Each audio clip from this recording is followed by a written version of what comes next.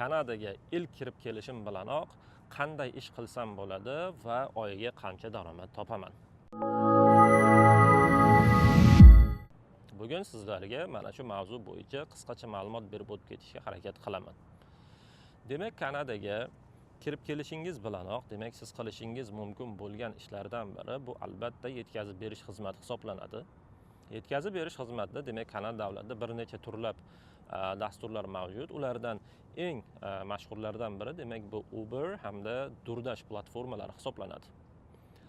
Albatta Uber hamda DoorDash platformalaridan ro'yxatdan o'tish uchun, yetkazib berish xizmatidan ishlash uchun demak albatta sizda yoki student viza yoki bo'lmasam demak o'sha sizda doimiy yashash vizasi, undan tashqari ishlashga bo'lgan huquq, ya'ni kim o'sha working permit hisoblanadi. Endi ushbu platformalar orqali ro'yxatdan o'tganimdan so'ng demak men qancha daromad qila olaman degan savolga shunday javob beramanki, agar siz mana shu platformalar orqali ro'yxatdan o'tib aynan men yashab turgan provinsiya, ya'ni kim Ontario provinsiyasida ishlaydigan bo'lsangiz, demak soatiga 25-30 Kanada dollari hisobida demak siz pul topishingiz mumkin bo'ladi.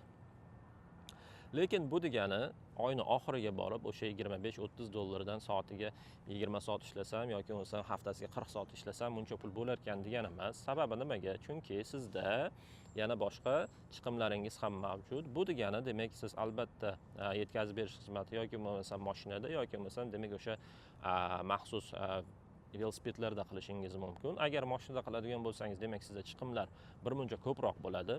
Chunki mashinada albatta sizda sug'urta bo'lishi shart.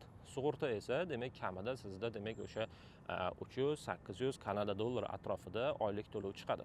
Undan tashqari mashina xarajatlari, undan tashqari demak o'sha turar joy, yotoq xarajatlari, o'zingizning shaxsiy xarajatlaringiz bu ishlab topgan pulingizdan albatta ayirib tashladi. Va oyning oxirida qolgan daromad esa demak sizni sof foyda hisoblanadi.